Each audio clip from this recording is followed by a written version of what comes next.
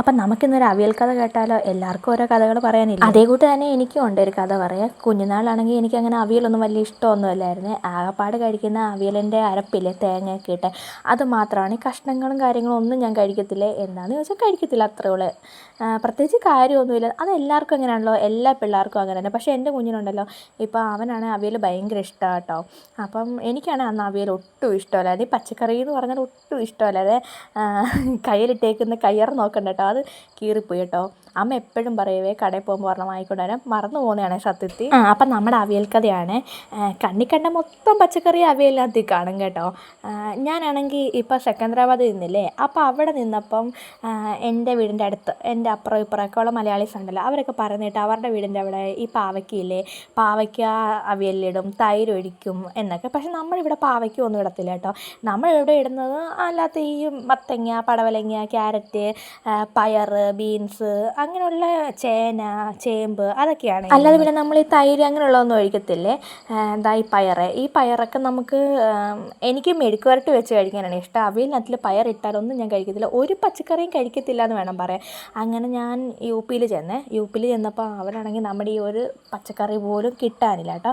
അങ്ങനെ കിട്ടാനില്ലാഞ്ഞ സമയം വന്നപ്പോഴത്തേക്കാണ് എനിക്ക് പച്ചക്കറിയോടും അവിയലോടും ഒക്കെ ഭയങ്കര ഒരു സ്നേഹം തോന്നി കേട്ടോ. കാരണം അവിടെ ഉള്ളതെന്ന് പറഞ്ഞാൽ ആകെപ്പാട് എന്തൊക്കെയോ വേറെ കുറേ പച്ചക്കറികളൊക്കെയാണ് ഉള്ളത്. എനിക്കാണെങ്കിൽ അതിൻ്റെ ഒന്നും ഒരു സ്മെല്ല്, റാഡിഷ് നമ്മുടെ നാട്ടിലും ഉണ്ട്, എന്നാലും അവിടെ ചെന്നപ്പോൾ നമുക്കൊന്നും കഴിക്കാനില്ലാത്തപ്പോൾ ഈ റാഡിഷ്, പിന്നെ ക്യാരറ്റിൻ്റെ തന്നെ ചുമന്നിരിക്കുന്ന ക്യാരറ്റ്, അങ്ങനെ നമ്മുടെ ഈ എന്താ ചേന, ചേമ്പ്, പിന്നെ കുമ്പളങ്ങ, മത്തങ്ങ, അതൊന്നും എനിക്കവിടെ കാണാനേ പറ്റിയിട്ടില്ല കേട്ടോ. പിന്നെ ഉള്ളതൊക്കെ വെച്ച് ഞാൻ എങ്ങനെയൊക്കെ അവിയൽ വെക്കാൻ നോക്കുമായിരുന്നു. നമ്മുടെ കുക്കുംബറില്ലേ, അതൊക്കെ വെച്ചിട്ട് ഞാൻ വെള്ളരിക്ക് പകരം അതൊക്കെയാണ് യൂസ് ചെയ്തുകൊണ്ടിരുന്നത്. എന്നാലും ഞാൻ അവിടെ ചെന്നപ്പോൾ അങ്ങനെ അവിയൽ വെച്ചിട്ടില്ല കേട്ടോ, ഒട്ടും വെച്ചിട്ടില്ല. അപ്പോൾ ആ ഒരു ടൈമിൽ പിന്നെ ഞാൻ അവിടെ ചെന്നപ്പോൾ പ്രഗ്നൻ്റായി. അപ്പോൾ എനിക്ക് അവിയലിനോടൊക്കെ, നമ്മുടെ നാട്ടിലെ ഫുഡിനോടൊക്കെ എനിക്ക് ഭയങ്കര അത് കഴിക്കണം എന്നുള്ള ഒരു ഇതായിപ്പോയേ. പിന്നെ ഒരു കൊറോണ ടൈമും കൂടെ ആയപ്പോഴത്തേക്ക് നമുക്ക് ഒട്ടും പച്ചക്കറികളും കാര്യങ്ങളും ഒന്നും നമുക്ക് അവിടെ കിട്ടത്തുമില്ലായിരുന്നു.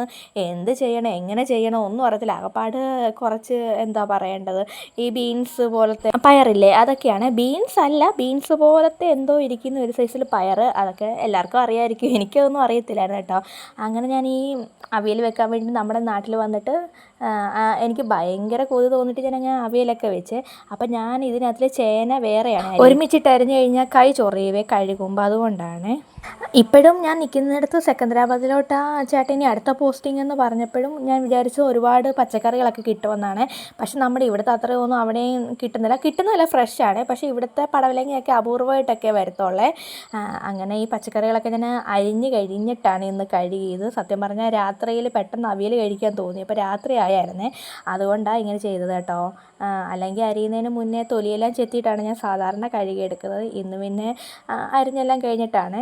എങ്ങനെയും ഈ നാട്ടിൽ വന്നു കഴിഞ്ഞാൽ ഇതുവരെ അങ്ങനെ അവിയൽ വീട്ടിലുണ്ടാക്കി കഴിച്ചിട്ടില്ല കേട്ടോ. അതുകൊണ്ട് പിന്നെ പെട്ടെന്ന് രാത്രിയിൽ ഒരു കൊതി തോന്നിയേ. അപ്പം ഞാൻ ഈ പച്ചക്കറികളെല്ലാം അരിഞ്ഞിട്ട് കുക്കറിൽ പെട്ടെന്നാകുമ്പോൾ, കുക്കറിൽ ഒരു വിസിൽ മതിയല്ലോ, കുക്കറിലോട്ട് ഇട്ടിട്ട് പെട്ടെന്ന് വെക്കാമെന്ന് വിചാരിച്ചു. അപ്പം പച്ചക്കറികളെല്ലാം അരിഞ്ഞ് അതെല്ലാം നല്ല വൃത്തിയായിട്ട് കഴുകിയിട്ട് കുക്കറിലോട്ട് ഇട്ടിട്ട്, പിന്നെ തക്കാളിക്ക് അത് കഴിഞ്ഞിട്ടാണ് നമ്മൾ അരിഞ്ഞിടുന്നത്. മറ്റേ പച്ചക്കറിയുടെ കൂടെ അരിഞ്ഞിട്ട് പിന്നെ അത് കഴുകാൻ പറ്റത്തില്ലല്ലോ, അതുകൊണ്ട് ഞാൻ അങ്ങനെ അരിഞ്ഞ്. എന്നിട്ട് ഞാനൊരു പഴുത്ത 2 പച്ചമുളക് ഇടുന്നുണ്ട് കേട്ടോ. ഒത്തിരി എരിവുണ്ടോ എന്ന് വിചാരിച്ചിട്ട് ഒരു 2 പച്ചമുളക് മാത്രമേ ഇതിനകത്തോട്ട് ഇടുന്നുള്ളേ. കാരണം പെട്ടെന്ന് തോന്നിയതാണ് കുറച്ച് അവിയൽ കഴിച്ചാൽ കൊള്ളാമെന്ന്, അതുകൊണ്ടാണ്. അപ്പോൾ ഒരു തക്കാളിക്ക് അരിഞ്ഞപ്പം അമ്മ അവിടെ നിന്ന് പറഞ്ഞ്, ഒരു തക്കാളിക്ക് അരിഞ്ഞാൽ പുളിയൊന്നും കാണത്തില്ല, ഒന്നുകൂടെ അരിഞ്ഞിടുമെന്ന് പറഞ്ഞു. അപ്പോൾ ഒന്നുകൂടെ ഞാൻ അരിഞ്ഞിടുവാണേ. അങ്ങനെ പച്ചക്കറിയെല്ലാം അരിഞ്ഞ് വെച്ചിട്ട് പിന്നെ ഞാൻ എൻ്റെ ആയുധങ്ങളൊക്കെ എടുത്ത് കേട്ടോ. കൈ വെച്ചിട്ട് ഞാൻ കഴുകത്തില്ല കേട്ടോ. എൻ്റെ കൈ ജസ്റ്റ് അതിൽ തൊട്ടാൽ പോലും പെട്ടെന്ന് അങ്ങ് ചൊറിയും. അപ്പോൾ ഞാൻ പയ്യെ ആയുധങ്ങളൊക്കെ എടുത്തിട്ട് ഇതുപോലെ ഒരു അരിപ്പ, എനിക്കാണെങ്കിൽ അങ്ങ് എൻ്റെ അവിടുത്തെ വീട്ടിലാണെങ്കിൽ മറ്റേ ഈ പപ്പടം കോരുന്ന പോലത്തെ ഇച്ചിരി കുഴിയുള്ള തവിയുണ്ടല്ലോ, അതുണ്ട്. പക്ഷേ ഇവിടെ അമ്മ എടുത്ത് ഇത്ര മാത്രമേ ഉള്ളൂ കേട്ടോ, അത്ര ഇല്ലാത്തതുകൊണ്ട് ഞാൻ ഇതിലാണ് കഴുകുന്നത്. അങ്ങനെ അതെല്ലാം കഴുകിയെടുത്ത് പിന്നെ അതെല്ലാം കുക്കറിലോട്ട് ഇട്ടിട്ട് അതിൻ്റെ മസാല ഒന്നുമല്ല, മഞ്ഞപ്പൊടിയും കുറച്ച് ഉപ്പും മാത്രം ഇട്ടാൽ മതി കേട്ടോ.